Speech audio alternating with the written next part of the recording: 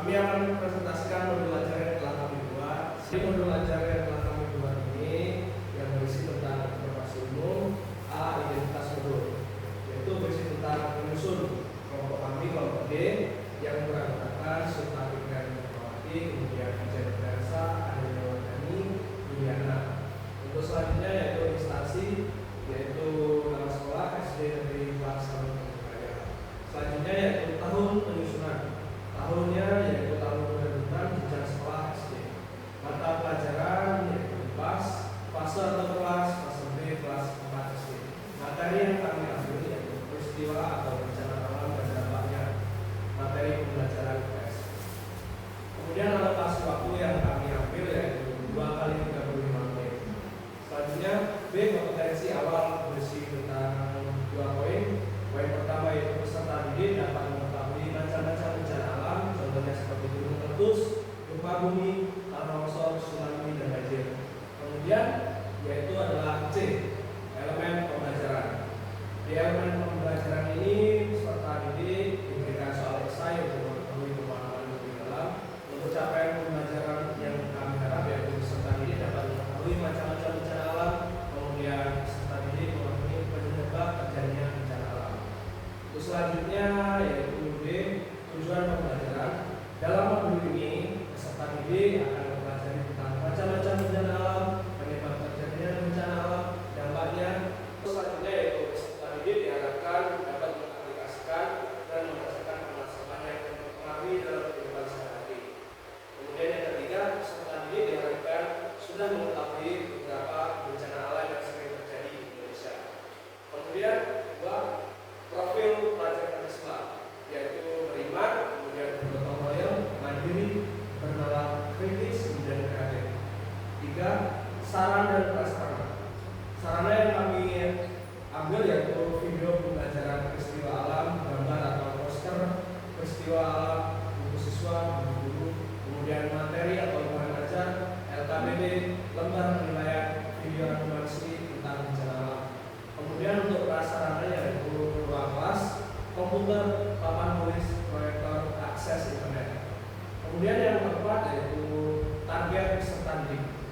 Di sini targetnya yaitu peserta didik yang mengalami kesulitan dalam belajar ditangani dengan individu atau menggunakan motor sebaya untuk membimbing peserta didik sehingga dapat mencapai tujuan pembelajaran. Yang kelima yaitu model pembelajaran yang digunakan. Model pembelajaran yang kami gunakan yaitu ada dua pembelajaran. Yang pertama itu pembelajaran tatap muka, kemudian yang kedua pembelajaran langsung. Selanjutnya yaitu kompetensi inti, yaitu ada 3. Yang pertama memberikan penjelasan materi tentang peristiwa alam, kemudian yang kedua yaitu tujuan dilaksanakan pembelajaran pada peristiwa alam, penyebabnya, dampaknya, dan cara mencegahnya. Untuk yang ketiga, memberikan bekal pengetahuan tentang cara melindungi diri dari bencana alam.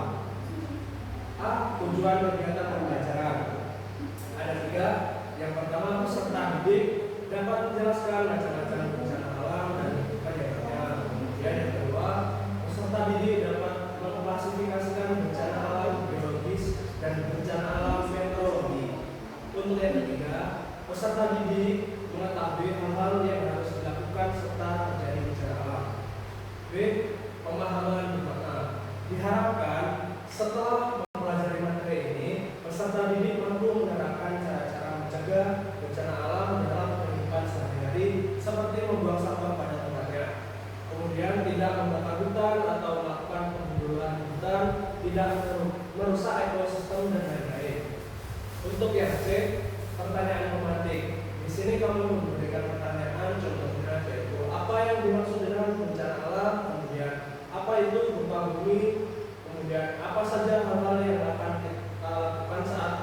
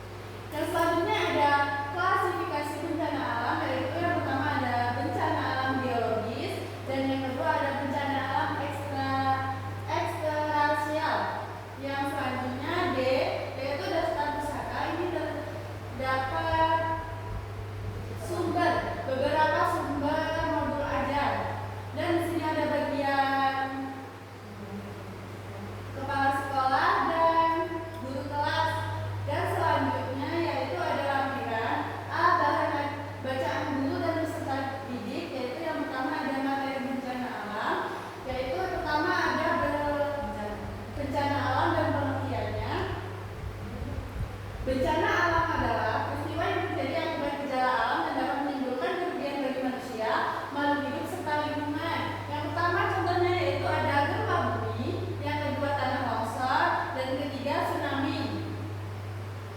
Selanjutnya ada rubrik penilaian kelas 4 di kelas 3 bencana alam dan mitigasi bencana alam disusun oleh kelompok kami yaitu kelompok D.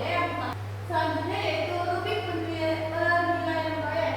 Yang tahap 1, pertama susunan dari atas terdapat sangat baik, cukup, dan perlu perbaikan. Contoh konversi nilai skala 1 sampai 100, semisal 93 sampai 100, predikannya itu mendapat A dan kualifikasinya sangat baik. Jika nilai itu kecil, konversi nilai dari skala 84 ke 92 itu mendapatkan predikat B dengan klasifikasi baik, dan jika konversi nilai 75 sampai 83 itu mendapat predikat C dengan klasifikasi cukup. Selanjutnya ada LKPD gempa bumi yang akan dilanjutkan oleh rekan saya. Ya, di sini ada LKPD gempa bumi, ada nama, kelas, kelompok, manfaat. Peserta didik yang mengerjakan soal tentang gempa bumi akan mendapatkan berbagai manfaat penting. Pertama, mereka akan meningkatkan pemahaman tentang konsep dasar gempa bumi, termasuk penyebab, dampak, dan cara mitigasi yang dapat dilakukan. Selain itu, melalui soal-soal tersebut, siswa dilatih untuk berpikir kritis dan analitis dalam menghadapi situasi bencana, sehingga mereka lebih siap dan tanggap dalam menghadapi kemungkinan terjadinya gempa. Adapun soalnya, 1. Apa yang dimaksud dengan gempa bumi? 2. Dengan kata-katamu sendiri sebutkan 2 penyebab terjadinya gempa bumi. Demikianlah tadi presentasi pada belajar dan kelompok kami. Kami akhiri. Wassalam.